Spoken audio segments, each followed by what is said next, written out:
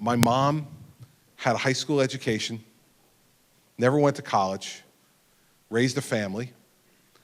My dad was the first in his family through all the generations to ever get a chance to go to college. And you know how he did it? He worked at the Breyers Ice Cream plant in Newark during the day.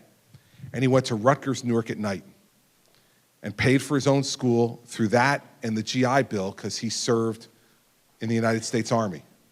And when he left the Army after the Korean War, he came home, worked at that ice cream plant, and met a guy on the line in the ice cream plant who said to him, "You're a smart young guy. What are you going to do with your life?" And he says, "I like this job.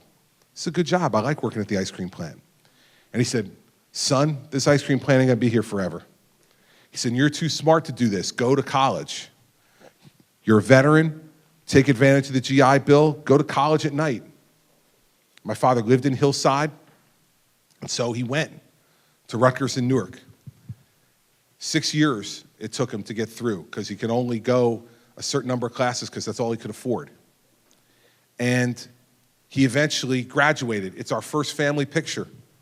It's June of 1962. My mother was 5 months pregnant with me, standing next to my father in a cap and gown,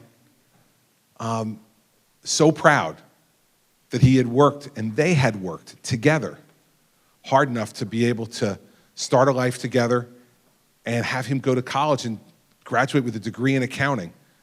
And he became a certified public accountant, and that's what he did for the rest of his life. I mean, think about from that beginning. I was born a few months later in September, went home to a 4th floor walk-up apartment at the corner of South Orange Avenue and 14th Street in Newark, right across from West Side High School. And yeah, sure.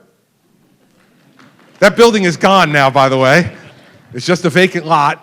But from that, I don't know what my mother and father were thinking the day they brought me home from the hospital.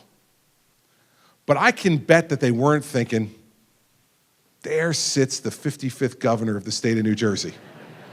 Probably not. They were still mortified that they had actually named me Chris Christie, which is a whole nother story, which I'll tell at another town hall meeting about how I got my mistaken name. But think about that, about what a great country this is and what a great state this is.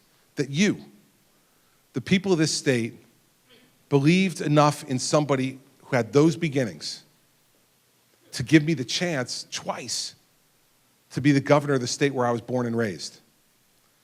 You need to know that no matter the ups and downs that happen in this job, and they happen to everybody, that I never ever forget how lucky I am to have the opportunity that you all have given me. And what motivates me every day to try to do better is that chance that you've given me.